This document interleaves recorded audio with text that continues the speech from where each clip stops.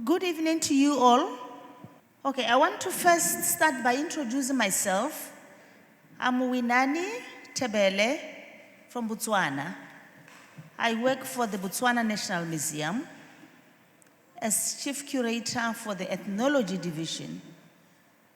And I don't know whether it's my position to welcome you all to this evening session. This is like a wrap-up to a two-day session which started yesterday on museum conversations by the Goethe-Institut, where we've had museum professionals, we've had university experts from, I think, about 15 different countries. From Africa, from the UK, from Germany, and the US. And Samoa. And the theme of our conversation was beyond collecting, new ethics for museums in transition. Beyond collecting or beyond collections, museum collections, new ethics for museums in transition. And we have central concerns, areas of central concerns, why we felt it was important to meet and converse. And I'm just going to narrate just a few for you, particularly for those who have not been part of the workshop, just to give you an introduction to what has been happening. We've been talking about the return of human remains, objects of cultural and natural history collections, they should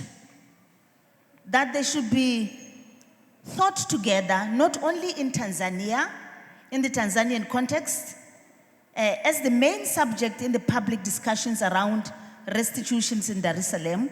They will also be part of a local expectations. The other concern area is what are the priorities and needs in the current debates on dealing with collections from colonial contexts, restitution and future collaborations, especially from perspectives in Africa or the Pacific. We have someone from Samoa, which are underrepresented in the existing debates. Then the third one is what kind of future museum models can be conceived? Which role does intangible or material cultural heritage play in such a future museum? How could it be part of the process of decolonizing the museum or shaping a new museum vision together? How would cultural and natural history objects that might be returned from European collections be integrated into these future museums? What ways of cooperation are needed? What is the role of digitization? And the last area would be the proposed new ICOM museum definition, which even although not adopted, but kind of captures what we want as museums, which reads thus: museums are democratizing inclusive and polyphonic spaces for critical dialogue about the past and the futures, acknowledging and addressing the conflicts and challenges of the present. They hold artifacts and specimens in trust for society, safeguard diverse memories for future generations, and guarantee equal rights and equal access to heritage for all people. Museums are not for profit. They are participatory and transparent and work in active partnership with and for diverse communities to collect, preserve, research, interpret, exhibit, and enhance understanding of the world, aiming to contribute to human dignity and social justice, global equality, global equality. We've had about 5 panel discussions in the last 2 days, which is yesterday and today. And I will just give headings to that, still for appreciation for those that have not been part of the discussions, also to help you understand better the course of our conversations. The first panel, or one of the panels, was Museum Visions in the Transition Period, International Cooperation, Cultural Diplomacy, Exchange and Bilateral Capacity Building. Then the other one was Reviewing the Status Quo, Current Debates on Collections from Colonial Contexts and Restitution, Ethical, Legal and Economic Aspects. The other one was from objectification to rehumanization, the return of human remains, which is another key area facing African countries or African museums. The other one was future museum models and best practice. Then the last one, is that all? Okay, and I have 4 panelists here who are experts in their own right, who've been part of the discussions, who are going to be talking to us tonight. I have on the far left, Mr. Johannes Ebert, who is the General Secretary of the Goethe-Institut in Germany. And I think if there's anything more to share on himself, he will say it when he talks to you.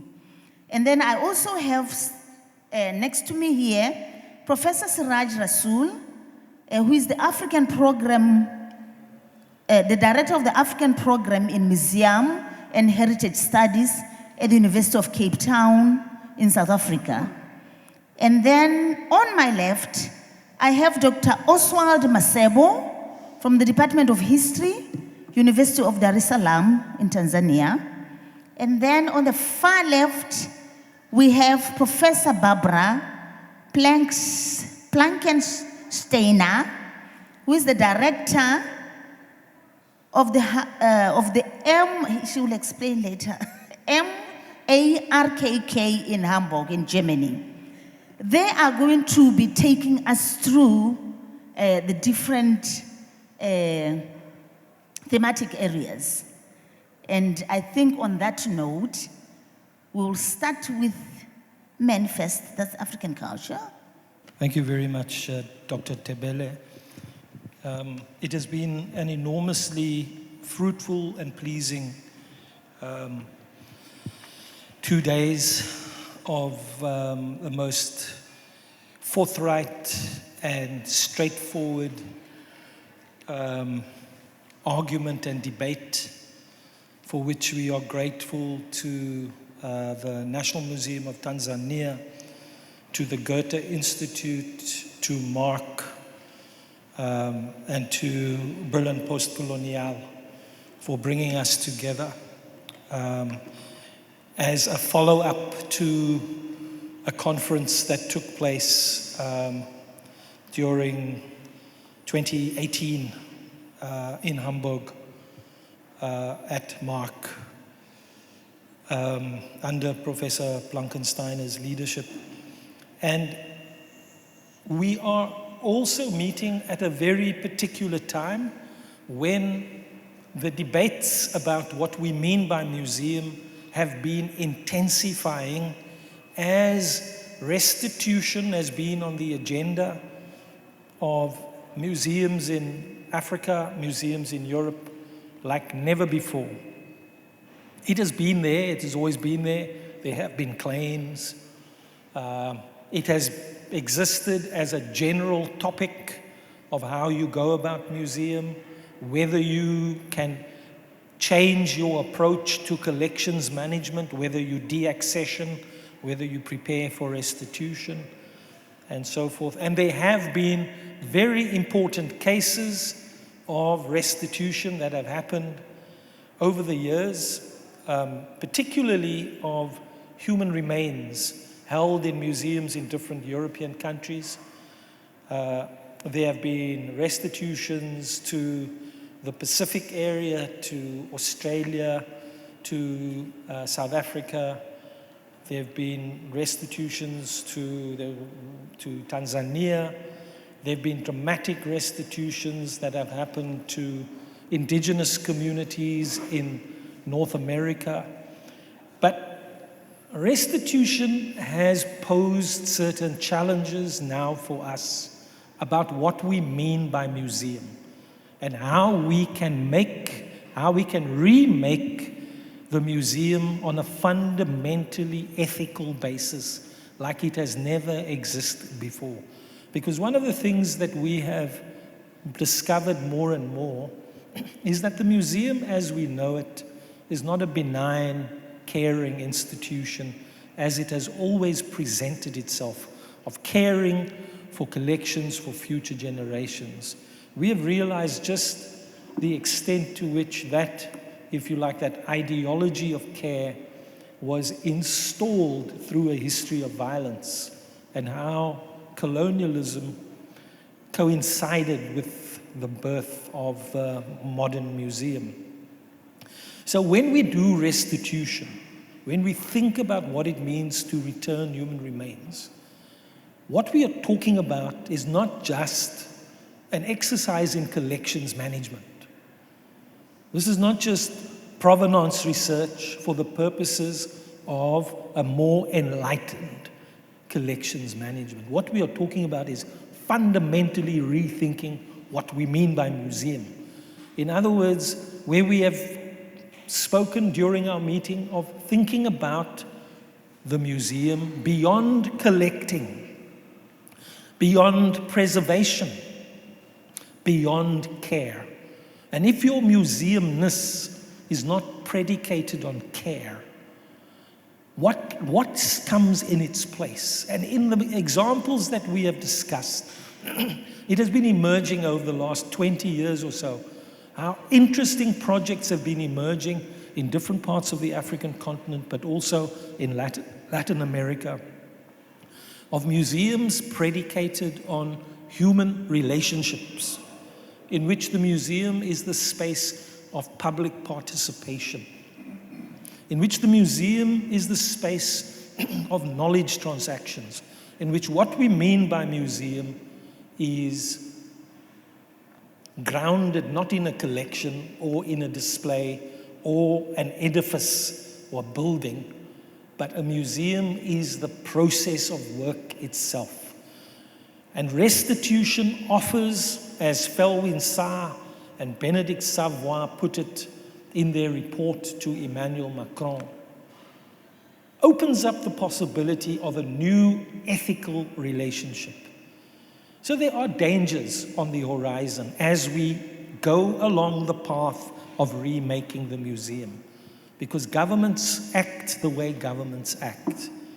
One of the problems that we have is that multilateral institutions put pressures on governments who are rethinking national museums to do so through the use of European consultants.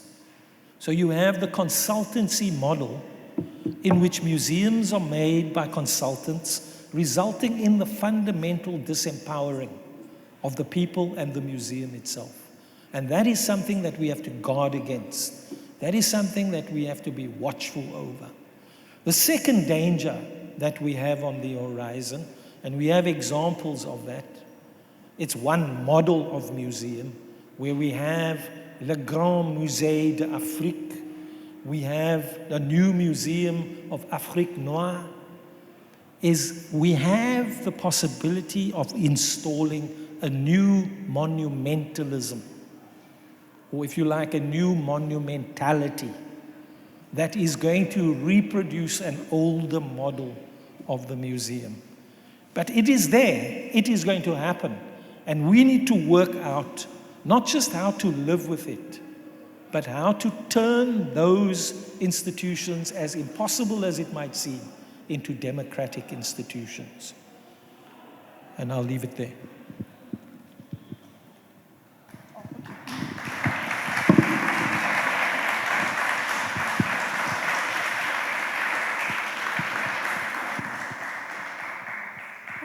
Thank you, Professor. This is a museum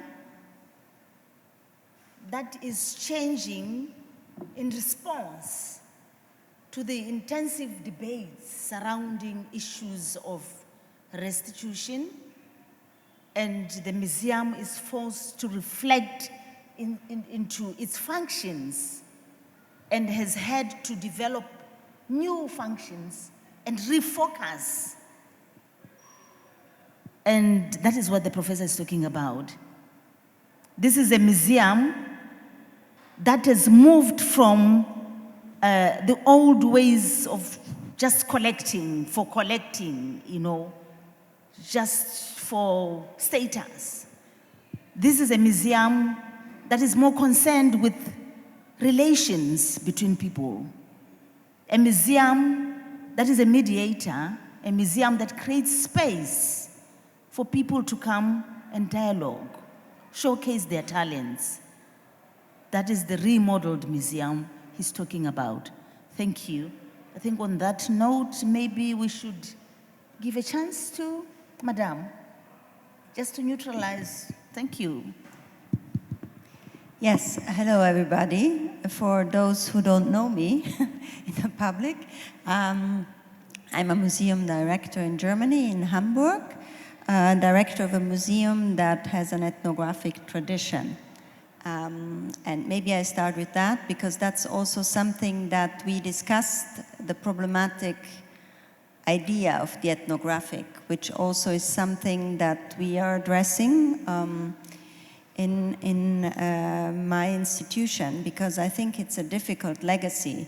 And also, we spoke about that, it's a colonial concept in which, at the time, museums have been categorized in the last quarter of the 19th century under a colonial framework and understanding of the world in which, in Europe and in Germany, all objects that have not been European have been subsumized under this category of the ethnographic, in which they were perceived as just describing people or ethnic groups. And this causes a lot of problems until today.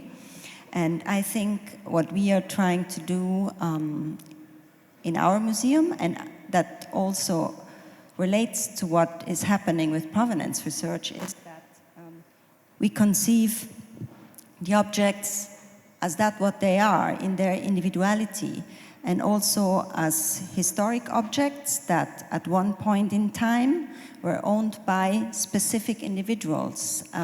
They are not a category of objects, but they are, have been associated with people who owned them, who produced them. They have been looted, acquired, have changed hands under certain circumstances. And this is something really important that we have to consider when we speak about ethnographic objects, that they are much more than this category tells us. They could be also spiritual objects and many things more. And I think that's also one issue that is relevant in something that we were discussing as well. It's what it means to decolonize museums on our end, in Europe, in Germany, but maybe also on the other hand, and in African institutions. Many of those, or many museums in Africa, still also have to deal with this colonial legacy. They have been created in the colonial period.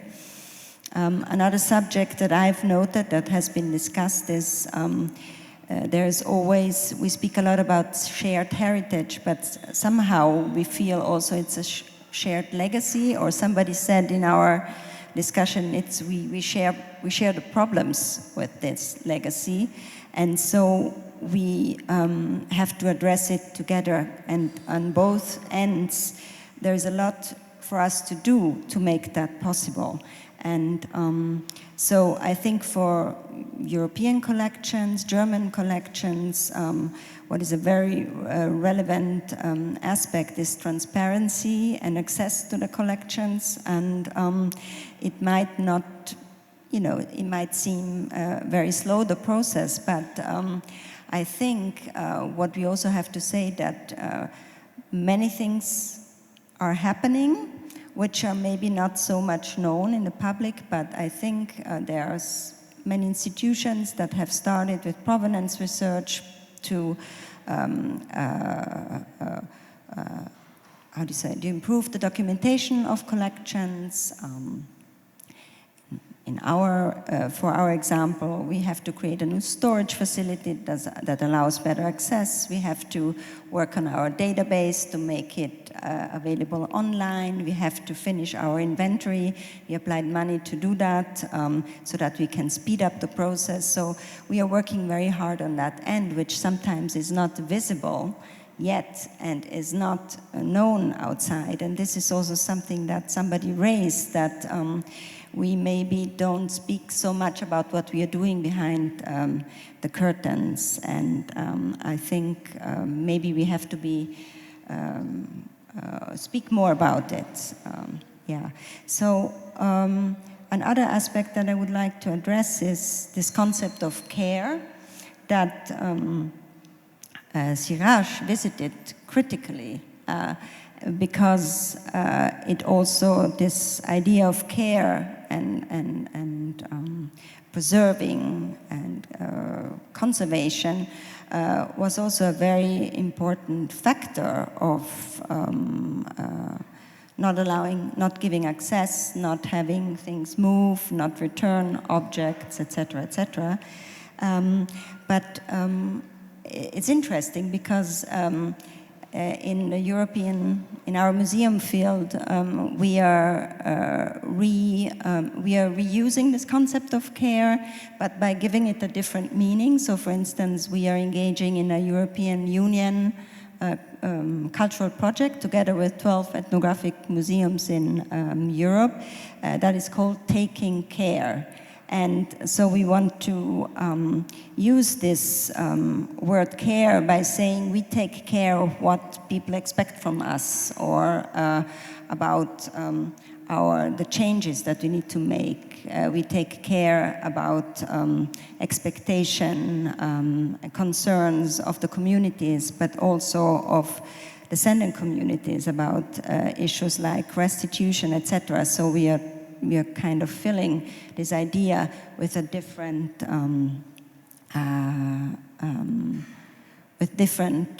practices. And also one aspect of that is that we want to revisit concepts and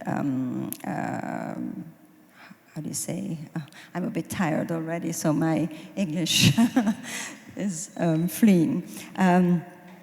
So, for instance, we are discussing, or some of the issues that we are addressing also within our European partners is this idea of conservation, which was very much about this concept of care, in which the objects and the care of objects was in the center of this idea, versus a people-oriented conservation that allows reuse of objects, that allows movement of objects, that allows things happening in the museums that were prohibited in the past. And we really want to think about a future new idea of caring for in museums, which centers people and not objects.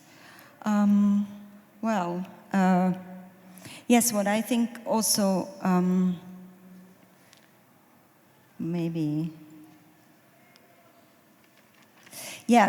something, just a final word also on restitution, is what we addressed is that we cannot conceive restitution as a one-time procedure, but as a process that connects museums with communities, or museums between themselves, and also restitution as a subject, or what Siraj already mentioned, is that we have to think what impact does it have on our museum practices in the future.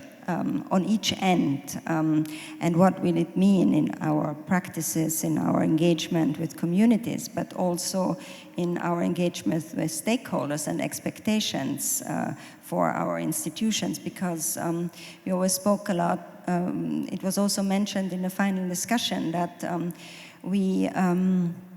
our staff is mainly, it's mainly engaged, it spends most of its time with engagement for the public, but there is not much time to address other issues like documentations, etc. And so we really have to think of priorities, but this is also something that we probably also have to convey to our, let's say, political stakeholders, because the expectations are only always on the public, on this audience side, locally, how many visitor numbers, etc., whereas all this other work that is very relevant for our museums is not considered in how we are judged and evaluated. So.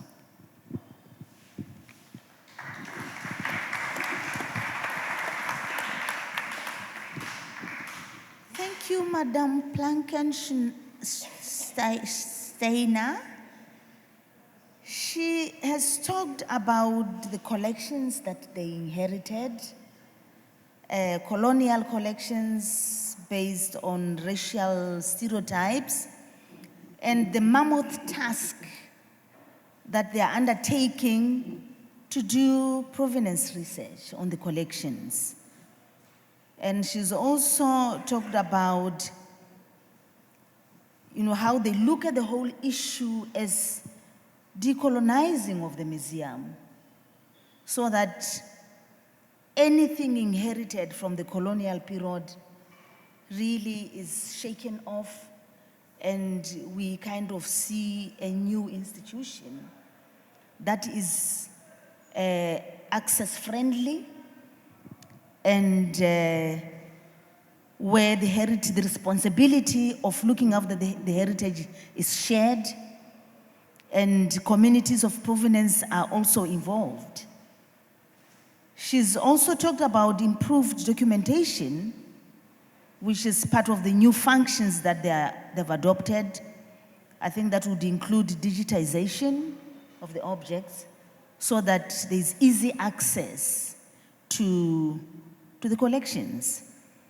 She has also talked about employing different practices in the museum, such as collaborations and partnerships, where they are also even bringing in, I think, even the business community, so that there is injection of new ideas and funding into what they are doing.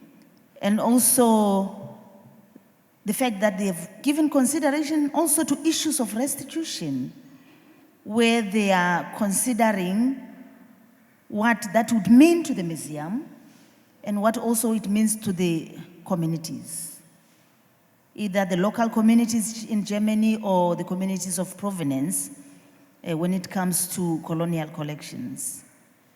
And I think on that note, I will hand over, you will be the last because you are the chief, you are Tanzanian. We will hand over to Mr. Johannes Sebert. Thank you, Professor Thebele. Good evening to all who did not take part in the seminar, and of course, good evening to all who took part in the seminar. I cannot see your faces because it's so dark, and I miss you already after these 2 days of intense discussion. I want to put the seminar first a little bit in the political and social framework in Germany, because in the last year in Germany there has been a huge discussion about the role of Germany in colonization, which was a topic which was neglected a long time and only discussed by experts but not by the public, and this has changed completely. This has to do, for example, with one new project, big cultural project of Germany in the middle of Berlin, the Humboldt Forum, where the collections of the former Dahlem museums will go. And the big question is, how are they represented in this forum? How can a real dialogue take place on an equal footing in this forum? And there's a really critical discussion, and we had some critical remarks also on the side of this panel about this topic. But I think this discussion, which was triggered by the Humboldt Forum, is a very healthy discussion for the German society, in my opinion. The second thing why this has gotten so important in Germany, that the government, which was elected in 2017, put it in their coalition agreement that colonialism is part of the German history and has to be regarded, beside Holocaust, as one of the trauma and one of the things that we really have to work on in the future. I mean, I myself am really convinced, and I think this is a German experience, that you can talk about the future only if you reflected on your past and you reflected the trauma on your past. And I think in Germany this is an ongoing process which has focused very much on the Holocaust, but now colonialism is very much also in the focus. The third, which triggered this discussion, was the speech by Emmanuel Macron, where he said he would give back objects, and he asked Felvin Tsar and Benedict Savoir to make a study on this, which came out, I think, in autumn 2018, which principally said all objects have to be reconstituted, to put it very simply. So in this framework, the Goethe-Institut, as an institution which is present worldwide with about 150 institutes, of course this is a big topic for us, but I also have to say, and that we even before started to work on this topic, on the topic of South, of the global South, of North-South relations before. Also today in the discussion I was reminded that even in 2013 we were still in the beginning reluctant to fund a project on the Machi upheaval. So it was an interesting discussion to see how institutions change in the whole process of discussion. So we started some seminars, workshops, and the predecessor of this seminar in Tanzania was in Hamburg in spring 2018, where it was decided, and it was said in the beginning of the workshop, that we will do the second one here in Africa. And so I'm quite happy that I'm here and that we do it here in Tanzania.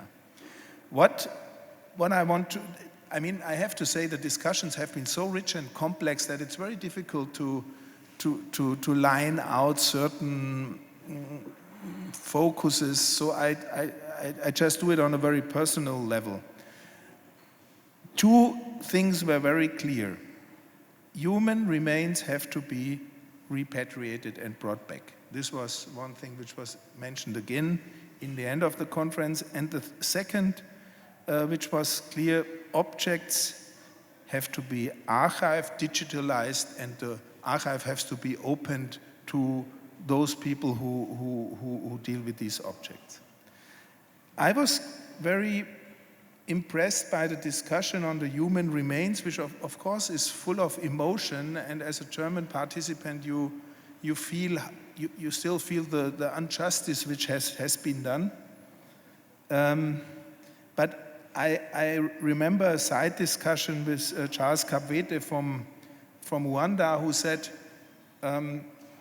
the Stiftung Preußischer Kulturbesitz, who has a lot of human remains, has 900 human remains from Rwanda, and German researchers and researchers from Rwanda work together to find the right places. So the researchers from Rwanda went to the communities in Rwanda, discussed the question how they can be buried, how they can be received, where the dead belong to, and the researchers in Germany just tried to define the origin, and then they came together and made a common project on how to repatriate these human remains.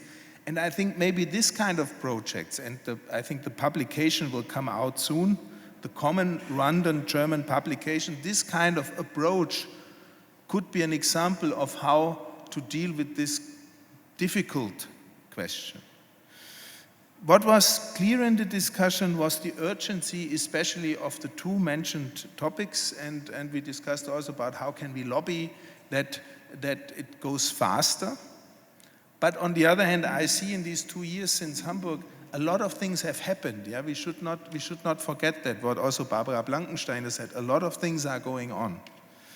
So, from my input was a little bit about capacity building and our experience in working with in the exchange of museums. We did a lot of projects like museum conversations about the role of the museum, the future of museums in Africa, and other projects, is that a mere giving of seminars of capacity building is not enough and will not be sustainable.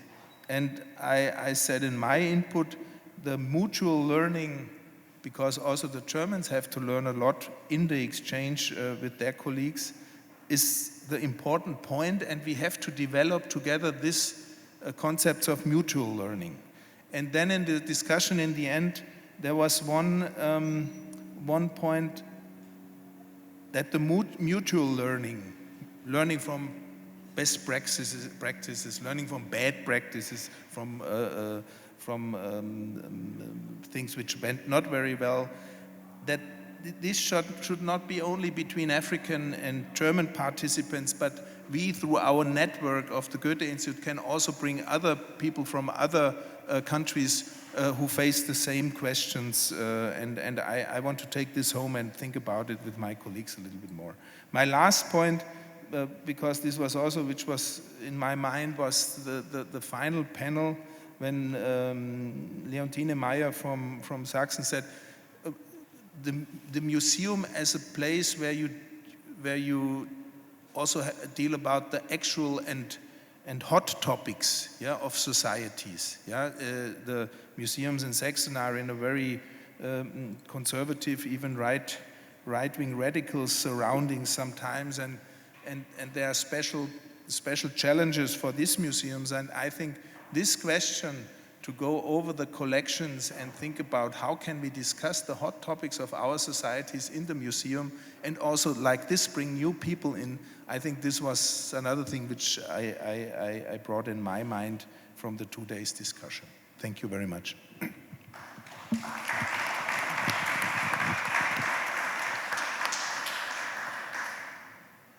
Thank you, sir. He's made a summary of a lot of things that were discussed. He's talked about the discussions in Germany in the past few years about German colonization and how that has been building up, how there's even forums in place like the Humboldt Forum, which was really created to focus on German colonial history. And this has worked so much to create awareness and involvement of society, particularly in Germany and in the ex-colonial countries. He's also talked about the focus on the horrible past, Germany's horrible past, including the Holocaust, and I think in our part in Southern Africa, we'll talk about the genocide. He's also mentioned the Maji-Maji, which is closer to home here. And this is also just a reflection on really what happened and working together to chart a way forward into the future where there is space for reconciliation and space for forgiveness. He's also talked about the need to repatriate human remains back to countries of origin, which is quite a hot potato at the moment, because these are unethical collections in museums which can no longer be ignored by museums. And there's need for researches around that, by both experts from Germany and Africa to determine where the human remains come from, and also to reach out to the communities so that they are also a part of the decision making of where the human remains should go, whether they go back into the local museums here in countries of origin, or they go to the communities for reburial. He's also talked about the need for conversations to discuss museum objects and best practices in museums, which has been part of the discussions in the past 2 days. And I think on that note, now I will give Semasebo, who is now eating the last bit. Thank you. Thank you, Chairperson. Once again, I should register an appreciation to the organizers for this conference, because it's really an important occasion for thought sharing. I think we are at a very important moment, historically speaking, because struggles for restitution, bringing back cultural objects, bringing back natural objects, bringing back human remains, has been there for many decades. And what I think is interesting and important is the realization that at least Africans and some Europeans are speaking one language. At least Europeans seeing the need to return objects and human remains to where they belong. For me, this is an important stage where we have reached, and we cannot underestimate this stage. I think what's missing from an African perspective is how to move forward from this stage. And part of the reason, from what I see, is the realization that for so long, the agenda of restitution has been taken by social movements, NGOs, households, local communities. Those are the activist groups that have spearheaded restitution processes. They have owned the agenda. I think the institution that has lagged behind is our African governments. And I think that the next step now is for African governments to take center stage in the debates about restitution. And in particular, I would really like to see restitution being a key agenda of each nation in Africa, a key agenda for each regional grouping in Africa. There should be conversations within Tanzania, Uganda, Zimbabwe, Nigeria, everywhere, at a national level. And each government should come up with a policy guideline on how to deal with and how to manage this debate and the processes. Because with a clear government position, that would be a rallying point for different social movements, even for politicians and other actors, stakeholders, on how to move forward with the process. If each government come up with her own position, each government may take that position to the regional grouping, let's say the East African Community, SADC, ECOWAS, and a possibility exists for restitution to be a key agenda in each of the regional groupings. And I think if we have that process, it's possible then to have an African Union taking a steering role and making it a key agenda for Africans. So we need this, I think, institutionalization of the process. Our governments can no longer remain at the margin of these discussions and debate. That's one. Number two, which I would like to contribute this evening, you know, on the 2nd and 3rd of this week, the Chaga in Kilimanjaro were commemorating the death of Chief Meli.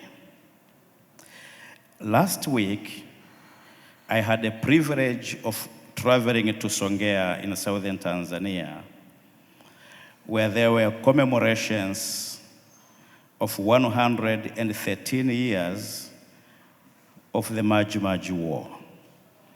And so I was a part of the celebrations of the commemorations. Nice reflections indeed, because the commemorations involved multiple ranges of communities, villages, elders, the government, schools, etc. It was interesting to see that school children, primary school children, secondary school children, the Ngoni elders, the council of elders, even the government officials speaking in one language. And this language was about, it's now time to bring back our ancestors. But apart from these larger public commemoration processes, I had a unique opportunity of holding a focus group discussion with the Ngoni elders, and Chief Gama was part of this group. And I asked them many questions, but one of the questions I asked them, the elders, was why is it that they are so much committed and unwavering in struggling for the return of Chief Songea's remain? The first response when I asked this question was that, you know what? This is not a remain. This is the head of our ancestors. And all of a sudden, I rethought about the kind of concept I was using to speak to the Ngoni. And it was very clear that these processes which took place more than 100 years ago, for them, these are not past events. They are part and parcel of their own social dear true self. They are living memories. That raised me to realize on the need for us, particularly us as African-based scholars, to think seriously and rethink on the concepts and social categories that we use to reflect on questions of restitution. Is it proper as Africans to refer to the bodies and body parts which were chopped from our ancestors as remains? Is the concept skull properly reflecting what we want to embody? And our communities imagining in the kind of conceptions that we are using? So I think that one of the key concerns in these debates is really to think afresh what is African about African perspectives to restitution. The other moment I said, we may find ourselves using the same Eurocentric concepts to define and direct discussions as we engage with our colleagues and counterparts from Europe. And it was good to see that this conference, among other things, aimed to produce a decidedly African perspective and African conceptual frameworks. I can't tell as of now whether we can agree that we have actually come up with a decidedly African perspective on these debates, and what would be the key markers and features of this perspective. I think this is making it as a call that maybe that's an area we need to think seriously, how we are engaging and what kind of concepts and categories we are using to this particular stuff. Because I think that if we really come up with the concepts and categories of analysis that's decidedly Africans, it would even be easier to engage with our own governments, to advise them based on how our communities understand these particular stuffs. And I think that whenever we engage with our counterparts and colleagues, they will really see what's actually African in these particular stuff. Chairperson, the final comment I would like to make is on the direction of museums in Africa. I think what's very clear from the discussions we had for the 2 days is the need for museums to search for relevance. I think the question of relevance is coming up again and again. There has also been complaints, Chairperson, that progressively museums are really not attracting funding from their respective governments. Maybe it's because governments are no longer seeing the relevance of these museums. In Tanzania, for instance, immediately after independence in the 60s and 70s, the government injected substantial financial resources to support the museum project. The museum, the National Museum, was irrelevant because it took charge of the nation building project. The National Museum took charge in promoting ideals of patriotism. The National Museum was critical for creating legitimacy of the newly evolving post-colonial state and nation. The National Museum was critical for forging national history, national identity, and national memory, which were needed as the lifebloods of the new nation. You know, the National Museum was actually in the Ministry of Education and Culture. And imagine that role and that position in the Ministry of Education and Culture. Today, the National Museum of Tanzania is no longer in the Ministry of Education and Culture. I think it's in the Ministry of Natural Resources and Tourism, something like that. Now, what are the expectations of the government to relocate the National Museums of Tanzania from the Ministry of Education and Culture towards the Ministry of Natural Resources and Tourism? I think it requires a rethinking on the expectation, but also the National Museums of Tanzania are redefining its role to an extent that it doesn't sacrifice its foundational responsibilities, but to reimagine to meet the expectations of the government. That's in search of relevance.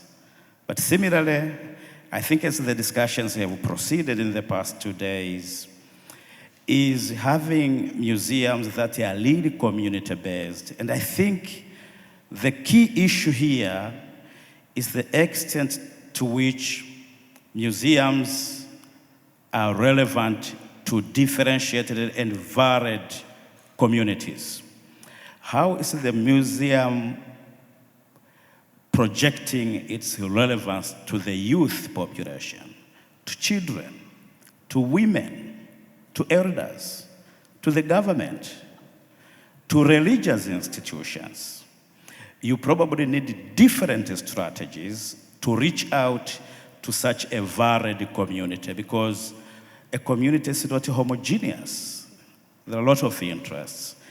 Crafting strategies to reach out to differentiated communities is probably one of the pressing challenges to make museums relevant. Chairperson, I thought to start with, I should raise those 3 issues. Thank you.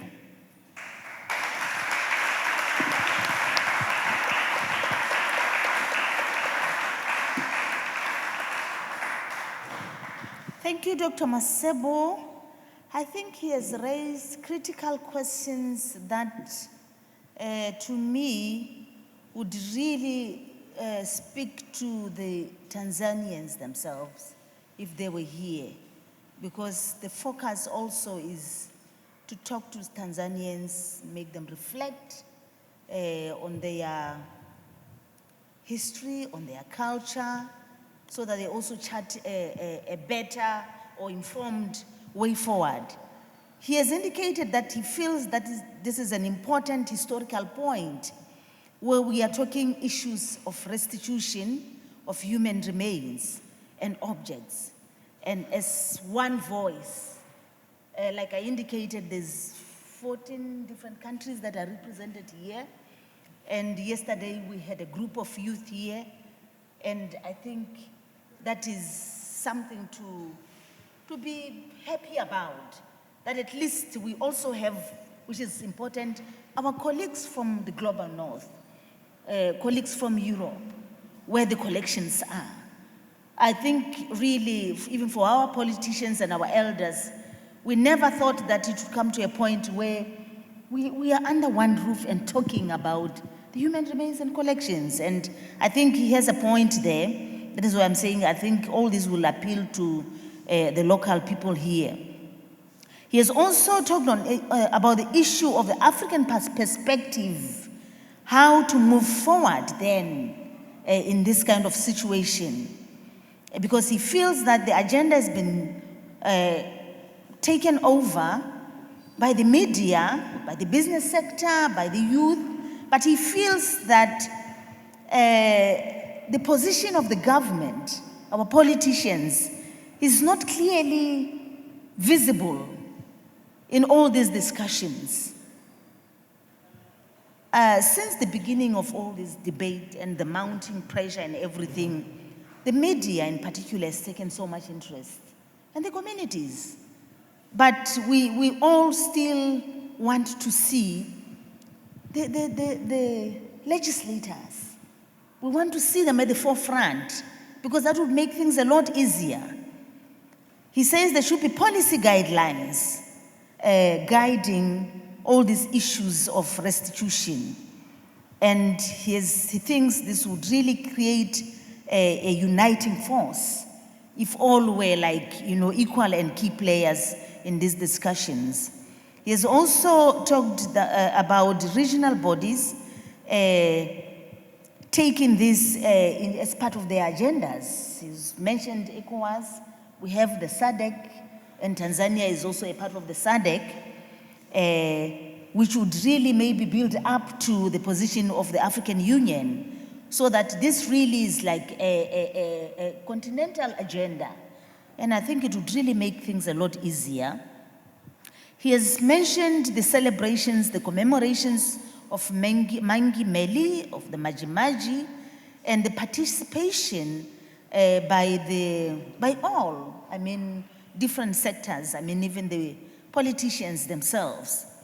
But he still feels that, when you talk to the elders, you can still feel and see the emotions, that are involved when we start discussing particularly issues of human remains.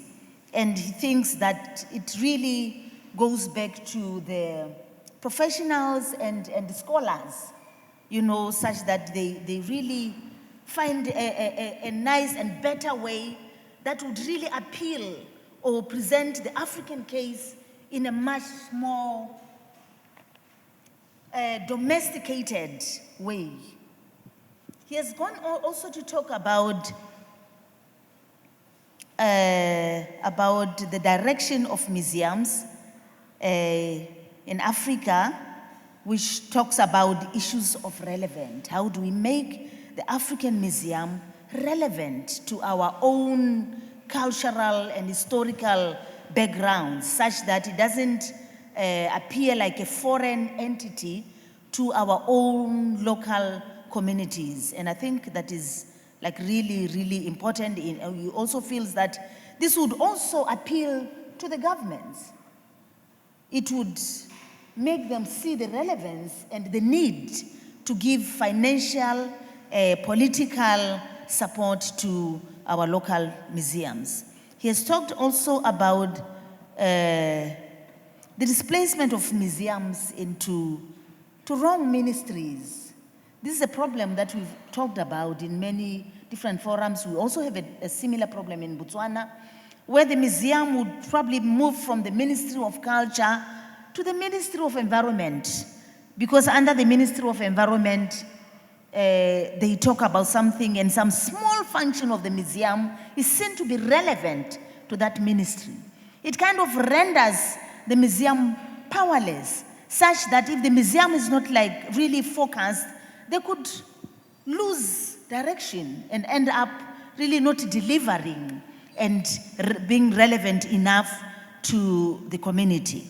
And I think that is really a serious point that we should reflect on. And he has talked about the museum that is really community-based, where the youth, the women, and all the structures of society are really represented. They are reflected. They feel it is a space where they are also, where they also have a say, or where they also have a slice. Okay, so I think on that note, after sharing, the rich, contribution from the panelists, you want to talk to them now. Can we have reactions? You'll show that by raising up your hand. And I hope there's a roving mic there. Thank you very much for the panelists that you presented a very interesting topic that is very close to my heart. One question is, for example, I'm aware that the National Museum has a huge collection of items that are under lock or archived. And these collections are also very important remnants of tradition and culture.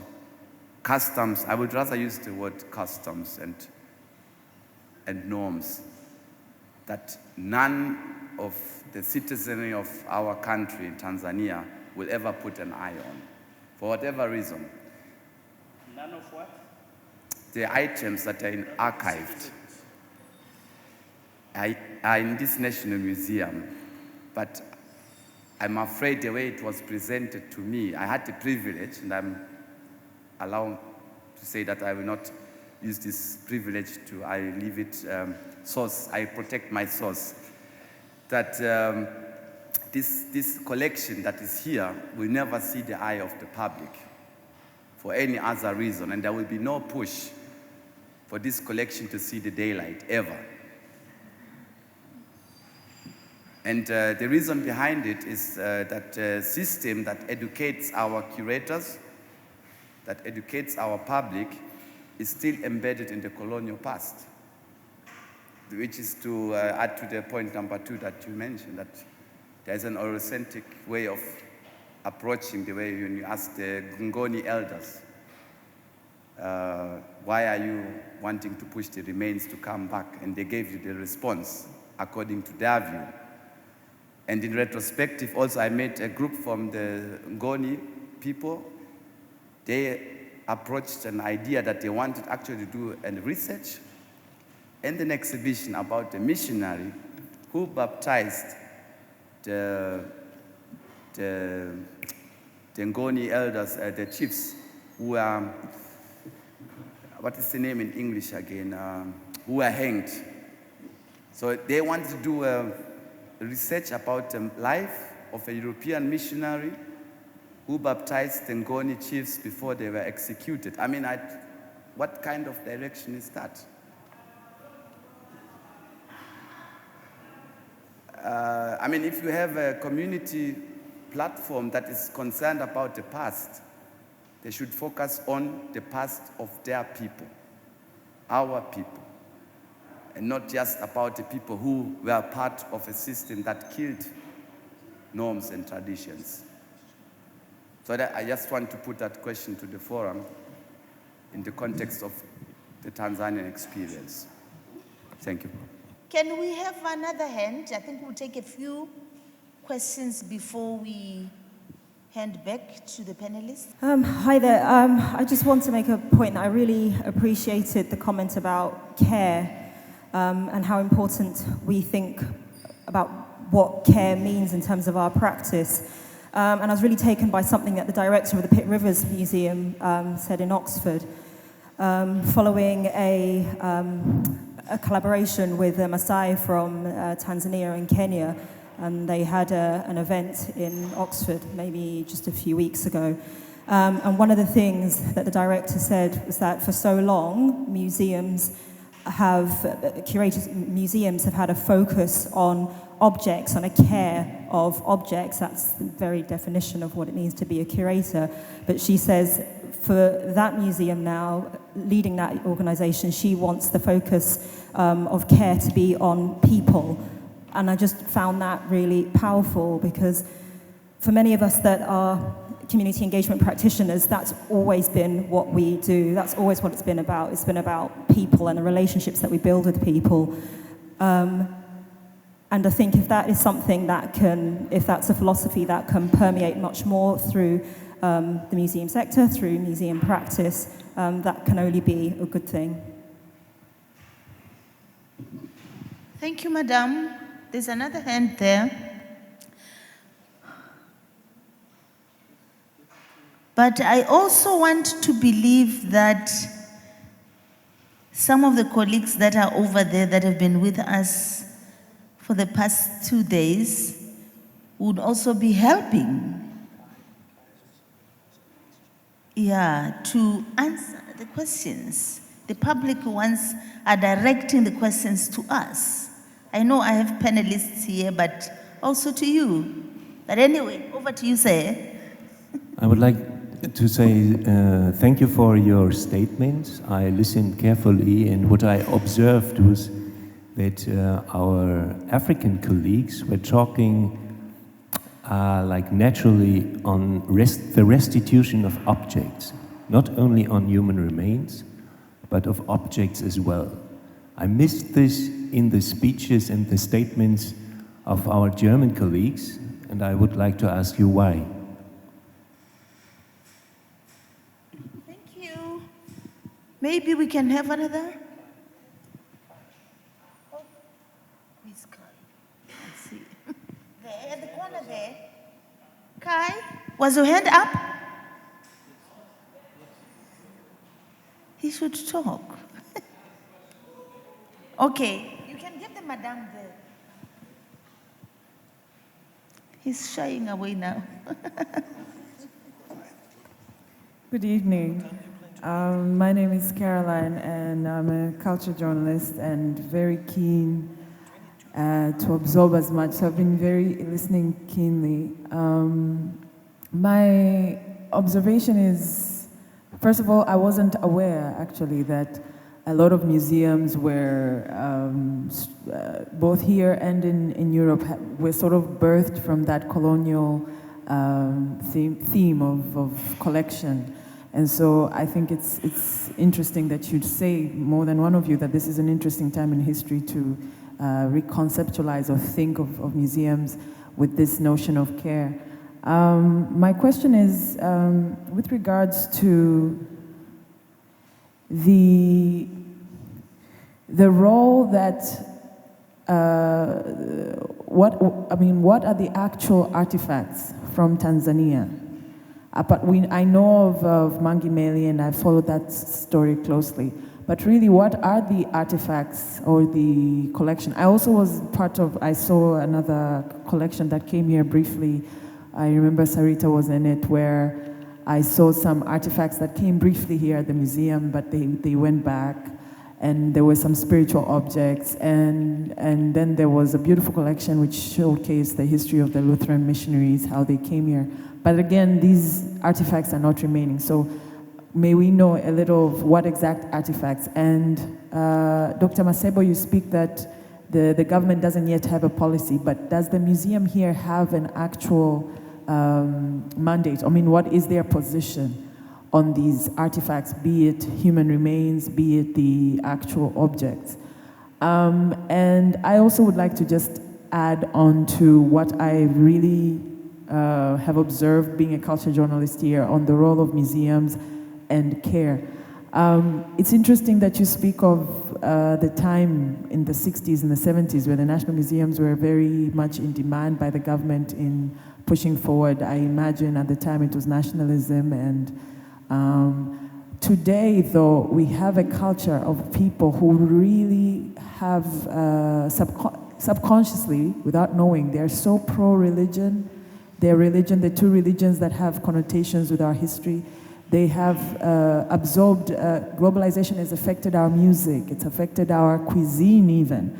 But then in these times you would think the museum has such a role, but then you find that museums, even like this one, being sucked up because they don't have as much funding, and so they're not as welcoming, as embracive of those artists, of those cultural stakeholders that actually could educate and share with people facts, like the fact that some instruments here in Tanzania are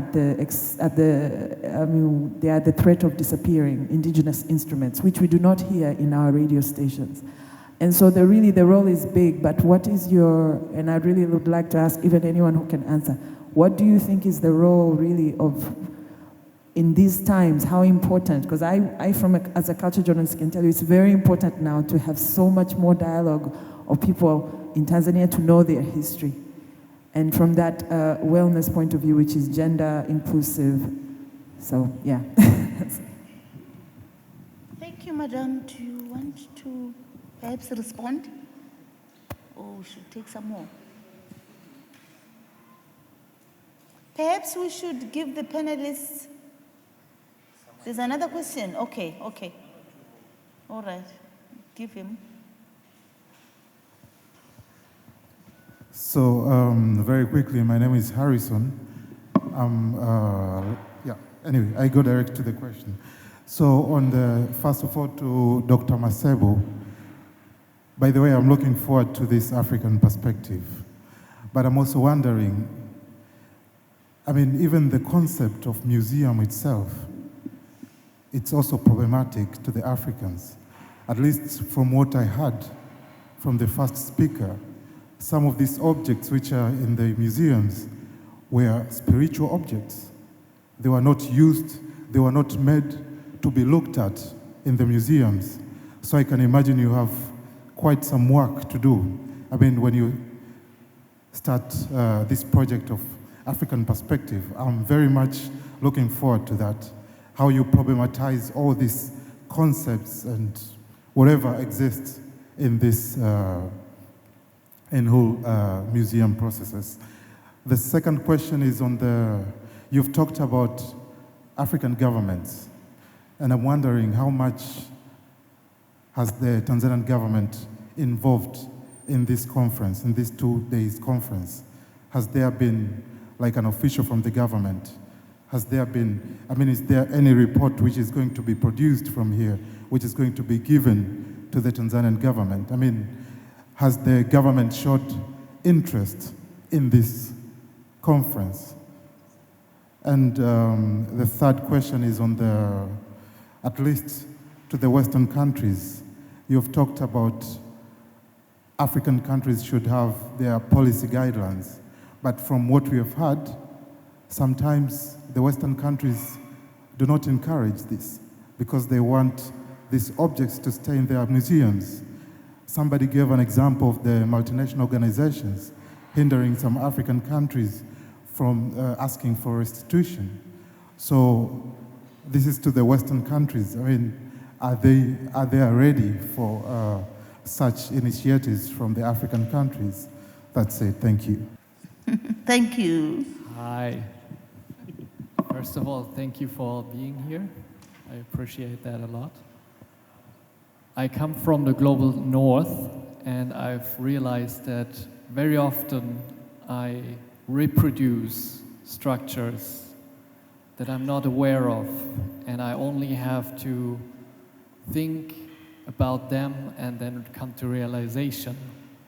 What can I do as a person from the global north to sort of be more aware of the whole debate between global north and global south? What is your advice that I as an individual can do to decolonize myself, if that is the right terminology?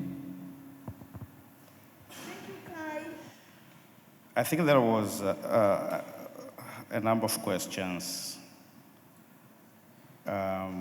One, why should, for instance, the Ngoni be interested to study the missionaries? Why not focus on their own histories? Nice question. My thinking is this. If the Ngoni are interested to study not only their history, but also the experiences of missionaries whom they interacted with, the histories and experiences of colonial government officials, I think this is excellent. This is excellent. And you know, I'm looking at the interest of the Ngoni to understand their past, which was inextricably linked to the missionary and colonial state projects. That's a very important one, because what the Ngoni are doing is not only for the sake of understanding their own history, but dealing with this very difficult past, very difficult history. It's not only research and knowledge for the sake of knowledge. It's not simply an academic exercise. We are speaking of the Ngoni who went through one of the most traumatic experiences in their daily lives. We are speaking of the Ngoni who, as part of the Maji, thousands of the Ngoni died. And I can assure you, atrocities were not only committed by the colonial government armies only, but also by missionaries. So I conceptualize this interest as part of the efforts by the Ngoni to confront their own difficult past, to come to terms with their own past, and I think this is a nice move. It's also a recognition that the experiences of the Ngoni did not evolve in splendid isolation. It was a part of larger processes and networks. That's how I can respond to that question. But I hope we have additional remarks from the Ngoni who are here. They can also provide more insights. There has been a question, what are the artifacts from Tanzania which are in German? I cannot give you a comprehensive response, but I can tell you that there is a lot. I don't know how much. Part of the discussions we had in the past 2 days has been that I think if our German colleagues want to be harnessed, if they want to be harnessed in these processes of restitution, one manifestation of this harnessed is to publicize the information they have on our artifacts, on our cultural objects, on our human remains, and on our natural objects. This is extremely important so that we know exactly how many objects, how many human remains are in different settings in Europe. So we know very little. But I know, for instance, that at least one museum, like the Ethnological Museum, has around 11,000 objects from Tanzania, at least. What kind of artifacts are there? I think I can respond that virtually all objects that would define African selfhood and culture are in German. I think these guys really corrected each and everything that manifested any semblance and elements of African culture. They are very varied. I can't tell you what type, but our colleagues can give more details. But we will only come close to knowing the amount if our counterparts in Germany can release the information they have. So far, we know little, but I also know that there is a lot. There is a lot. There was a question about the National Museum. Does the National Museum, for instance, of Tanzania, have the mandate to advance and push forward the agenda? Well, I cannot speak for the National Museums of Tanzania, not part of the establishment, but I can only provide my opinion because we need to contextualize the National Museums of Tanzania within the context of constitutional or institutional arrangements and makeup of Tanzania. I think there is major difference between the autonomy of museums in Tanzania, National Museum of Tanzania, and the autonomy enjoyed by museums in Germany. I think the National Museums of Tanzania is a government agency. It's part of the ministry.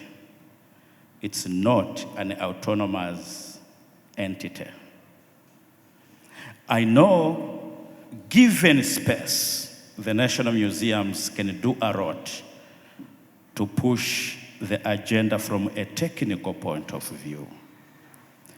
But maybe the National Museums of Tanzania can only do so if it has a very clear policy position of the government. Because the fundamental responsibility of the National Museums of Tanzania is to implement national agenda. That's its responsibility, not its own interests, wishes. Unless the government position is clarified, the museum cannot have institutional framework through which to approach this particular question.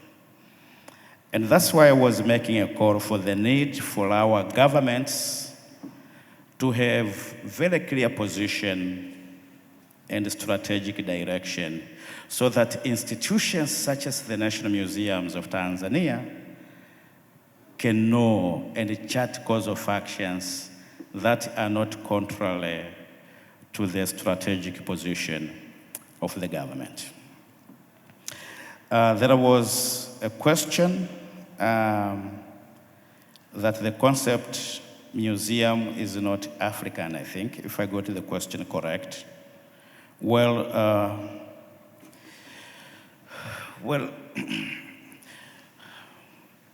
the concept museum as we see it, probably in terms of buildings, in terms of the intellectual architecture of these museums, like the National Museums of Tanzania, is probably quite colonial.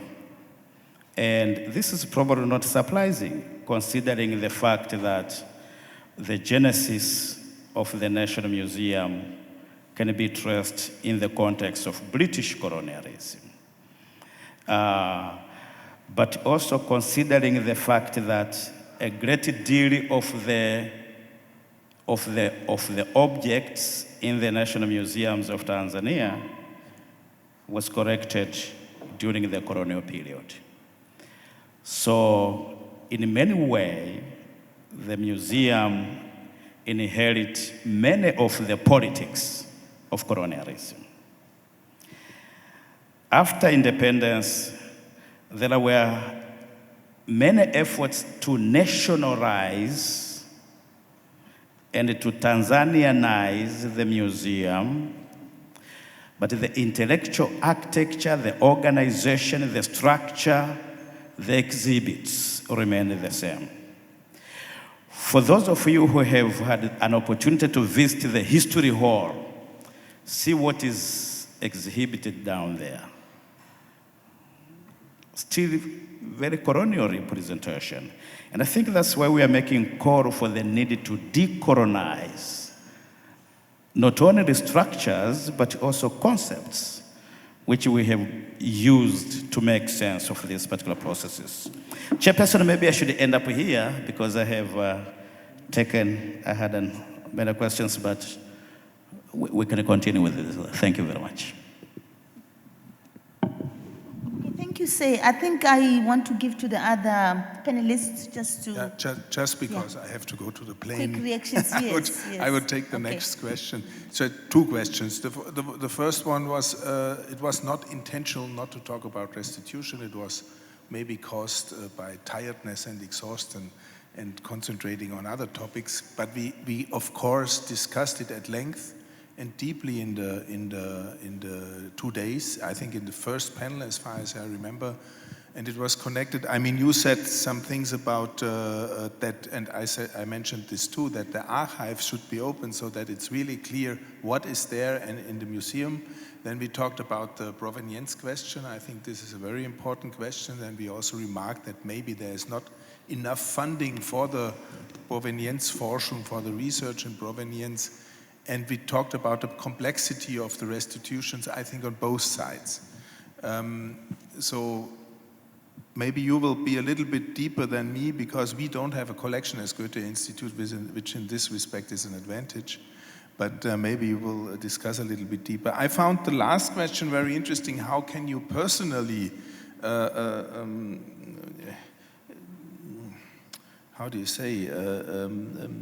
develop yourself in the respect of decolonization? And I would enlarge this question to the question of, in our own society, about the whole questions of diversity and identity and these things.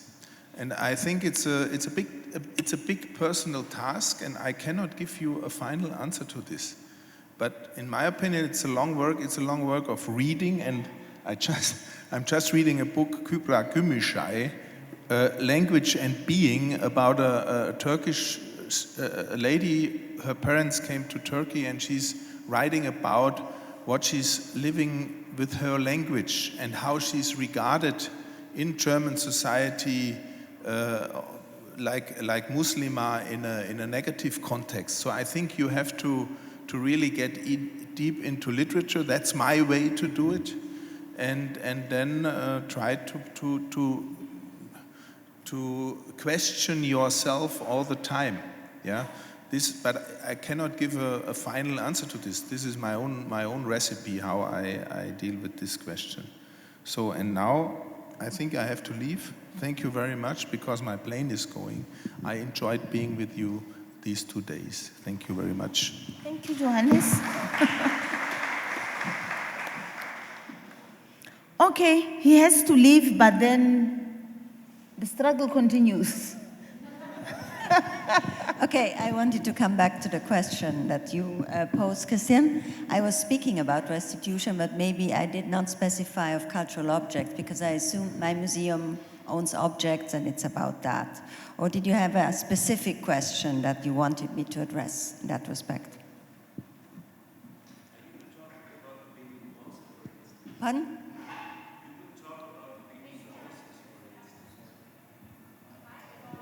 There's a mic.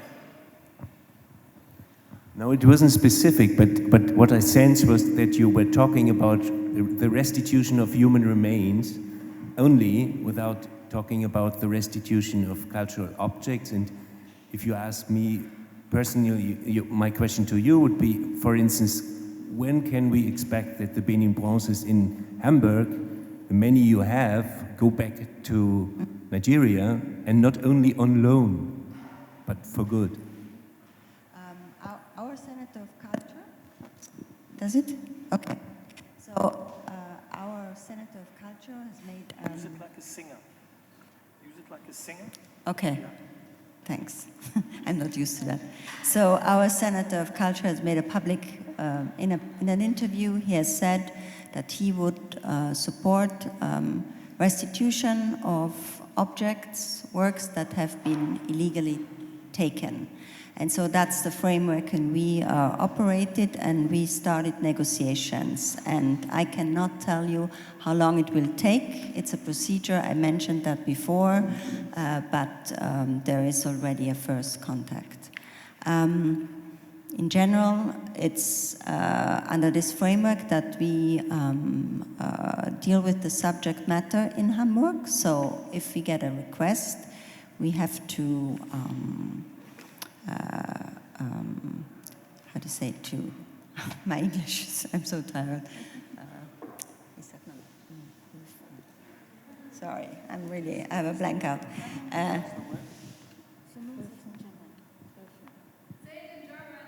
Prüfen. Evidence. Check, yeah. So we have to follow up, we have to make a case. So we define the procedure, how we deal with it, then we will publish it on our website.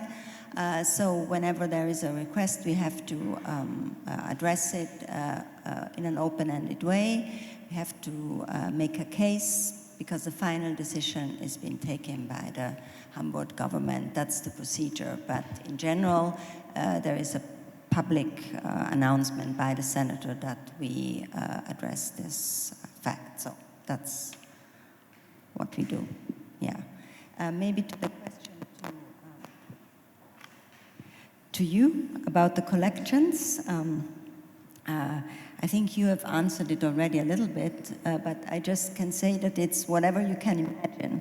It's everyday objects, it's spiritual objects, it's representational objects of leaders, it's weapons, it's clothing, everything, because the idea in the 19th century was to collect everything, every little, also simple thing, because the idea of the ethnographic museums at that time is that they needed to collect objects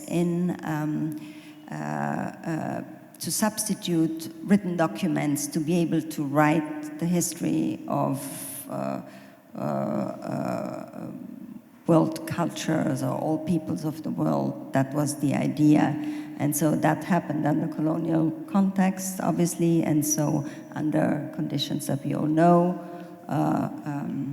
And so you can really find every possible little thing in the collection. I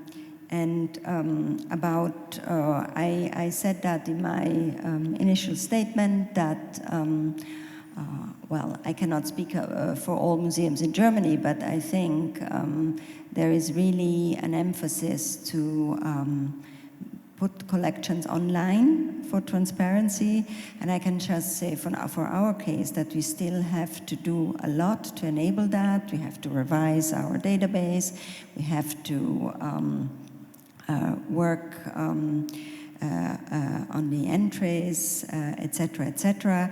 But in the meanwhile, we have technically to work on that. But as an in-between solution, we, in a couple of months, we try to publish lists of objects in which you can search after regions until our database is ready to be published. Numbers, I would not be able to say exactly how many objects from Tanzania we have in our collection. It might be a couple of hundreds, but for instance, I've worked a long time in Austria at the Vienna Weltmuseum, and there I can give you more exact numbers, and I know also the sources, how the collection came into the museum. So there you will find maybe approximately 3,000 objects from Tanzania, and 1,500 objects came from an Austrian official who worked for the German Schutztruppe and who was engaged in colonial wars within Tanzania. The larger part came from Oskar Baumann, that is presented also in the gallery here, who did expeditions for the Germans here in Tanzania and collected on his trips. And before he, and in his late years, he died very young, he was an Austrian consul on Zanzibar. So these two collections are the larger sources, but then there are also fractions and smaller collections that came from German colonials in that collection. So I know better that collection than the collection I'm working for right now, because I think we have a lot of work to do for better documentation in Hamburg. I hope I answered your question. Okay, thank you. But before I hand over to you, Professor, I just wanted to add on the issue of objects, the concern that we are only talking about human remains and not saying anything about objects. I think when this conversation started, the focus really was objects. But then we realized, I think, after a number of conversations but we are also leaving behind human remains, which are exhibited in museums in particular. And the reason probably why it's like there's not really, I don't want to say focus, but if that is how it appears to be on human remains, is because in our African culture, human remains is something that makes you shudder. If you are thinking of human remains in a museum, so probably that is why it's like human remains is taking like center stage. But the focus really is objects, and there's been many repatriations in different countries of objects. Even in Kenya, I remember the Makonde mask, and I'm sure there are many other objects that have been returned back. Even in my country, we have a whole collection we call the Van Rysbeck collection, which came back, was repatriated from South Africa, and many different African countries, the Vigango masks in Kenya, in Namibia, many objects have been returned. So the focus really is not only human remains. It's only that when we think of human remains, one would want to say, no, just put them out of the museum quickly and do something, and maybe come to the objects later, but it's just equal attention. And then there was also the issue of how many objects, Tanzanian objects, are in German museums. I think one of the issues that we've been emphasizing in the past 2 days is that there's an urgent need for countries to do an inventory of their collections that are abroad. She's only talking about one museum in Germany, and Germany has more than 100 museums, I'm sure. But it's up to our African curators to take the initiative to get support from government or wherever they can get funding so that they do a proper inventory, and that would make the task of opening dialogue or approaching those that have the collections much, much easier. And also these conversations have been helping in that our European counterparts have been saying, oh, but we have something from you. We have something from you, and it's really going to make the task much easier. So many governments are going to focus into that. Some countries have started doing that, but I'm sure many of the countries that have been part of the conversations are now going to concentrate on that, because you can't start talking about restitution, and when someone asks you, you say, no, that's somewhere in Europe, somewhere. You have to say, no, we have collections in this museum and that museum. So that is something that we are going to be focusing on, and I will hand over to the learned professor. Thank you. Thank you very much, Dr. Thebele. I just want to note, for the purposes of anyone who was not there, how much all of us and our collective discussions benefited substantially from the performance, the live art performance by Art for Social and Economic Development in Africa. Vinyago, very important for us. We need to switch off the different microphones so that so that they don't reverb. Okay, so and secondly, you know, this is my first visit to Dar es Salaam, but Dar es Salaam has been on our imagination in Cape Town for a long time. We are, like Dar es Salaam is, we're a port city with that experienced more than one colonialism. We also followed the debates and the developments that took place in the village museum, which I long to visit. I must say, we followed the debates between Dr. Paul Msemwa and Dr. Gaudens Mpangala about the wisdom of putting ethnicity on display in the Ethnic Days program. And these were matters that we had the opportunity to debate in the Swedish African Museums program, where we used to meet in really foreign places in the snow, in Skellefteå, in the province of Västerbotten in northern Sweden, near to the Arctic Circle, where all of our Swedish and African partners would visit. And it was a very important debate. And I raised this debate because the question has arisen that the museum is not African. Now that is a very interesting idea that is put, and it's something that we have to listen to all the time, that the museum is something that is European and that it has been given to us, it's been imposed, and that we don't need it, we need something else. And I think we need to think about that argument very carefully, why we have that dilemma. It certainly is the case that in different societies on the African continent, we definitely have indigenous ways of public remembering. In South Africa, we have iziko as the hearth of the home, where the people used to come together to tell stories to each other.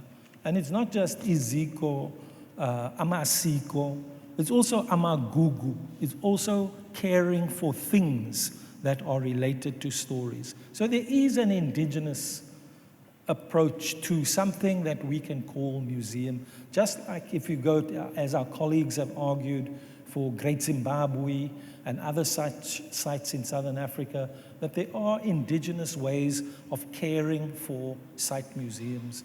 And so, yeah, there is. But there's one point that has to be made about the modern museum.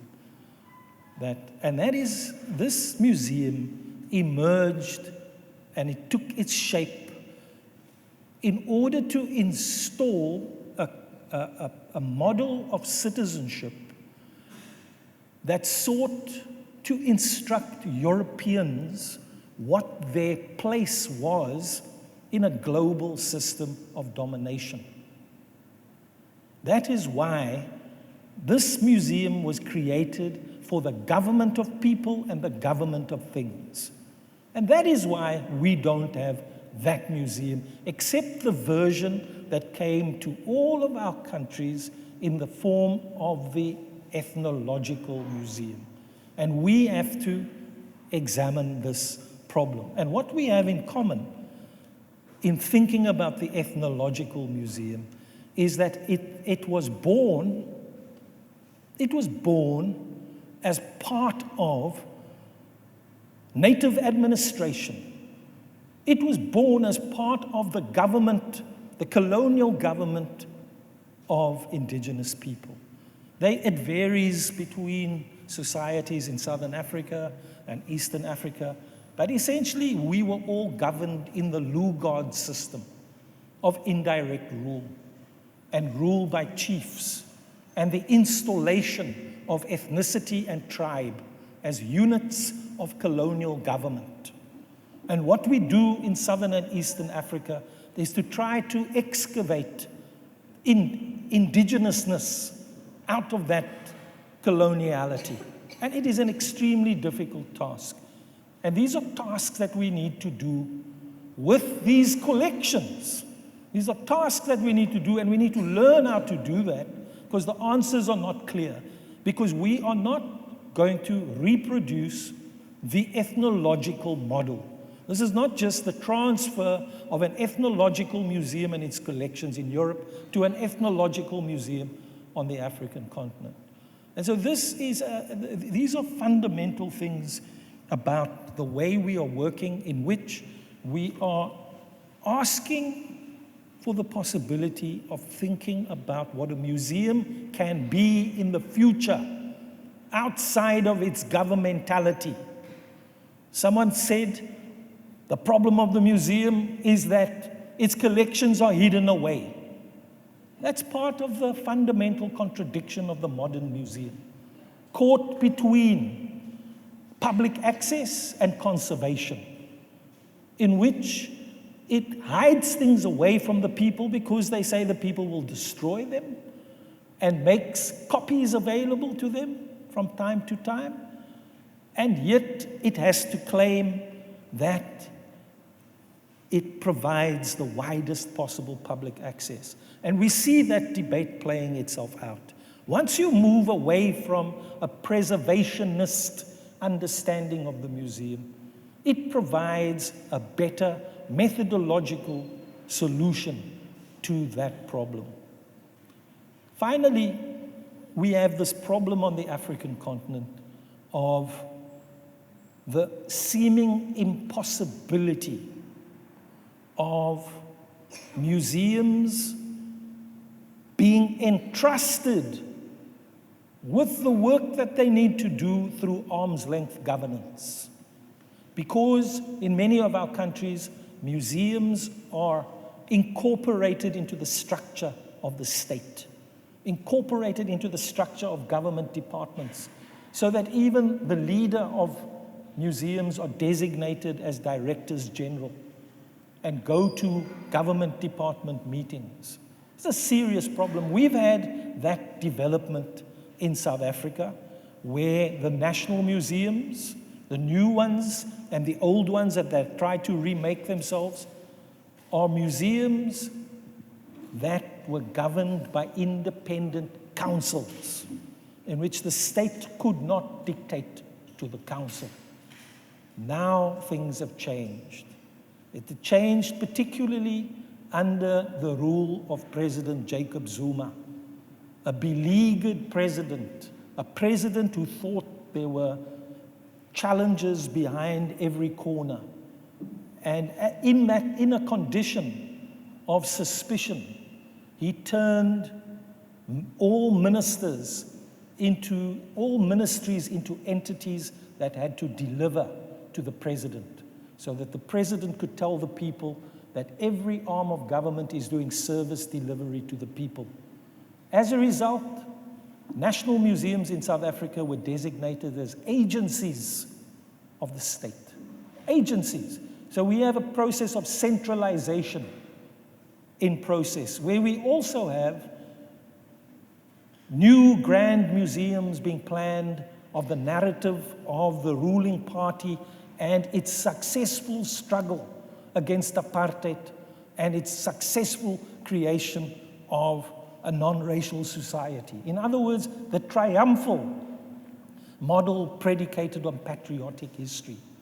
So we have many challenges. We have challenges for how to hold on to independence, how to ensure that museums are spaces of public articulation and public debate as the primary purpose, so that citizenship is not a domain of instruction where you know your place, but citizenship is a domain of independent social criticism.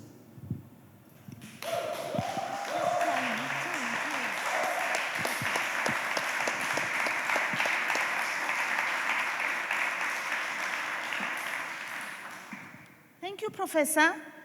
I think we are almost coming to the end of our session because time doesn't allow anymore, but I just wanted to react to one last point about government.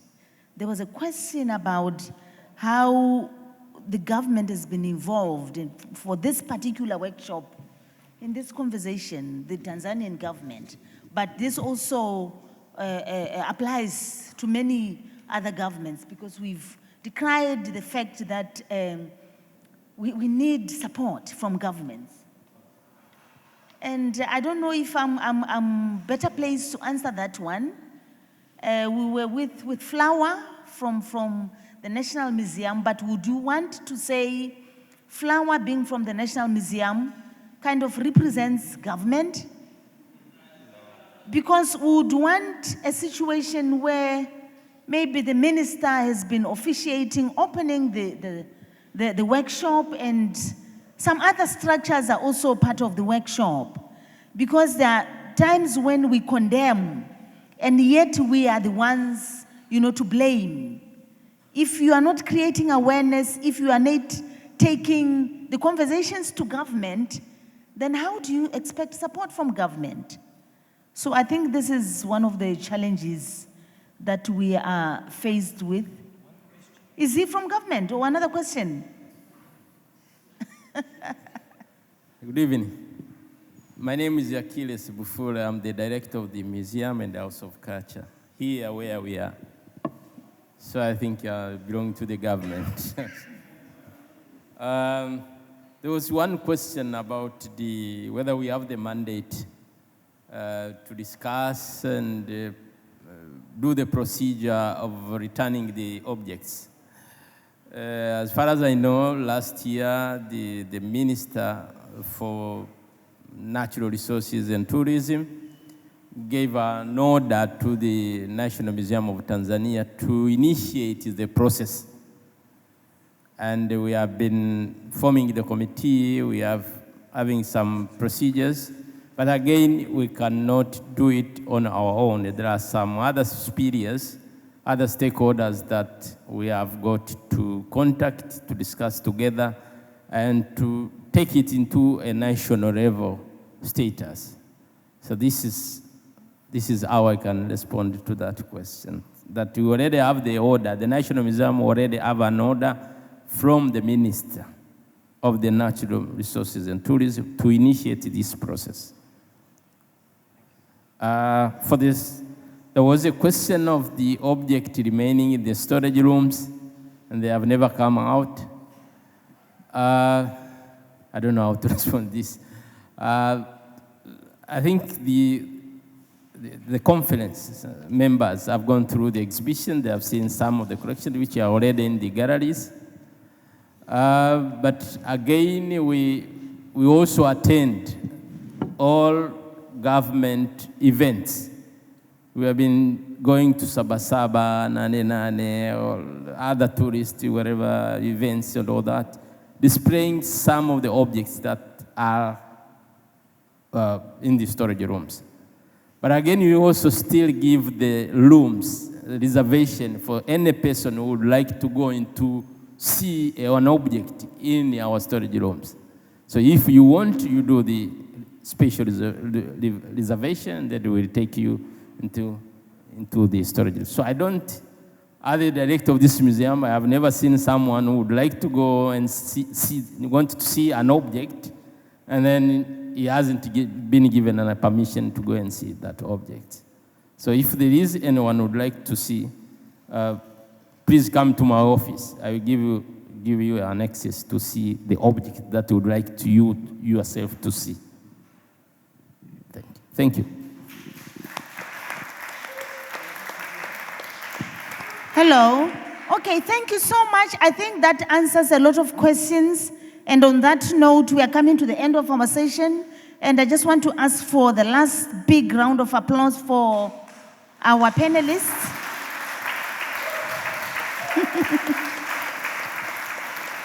And to thank you once more for your presence and the lively debate.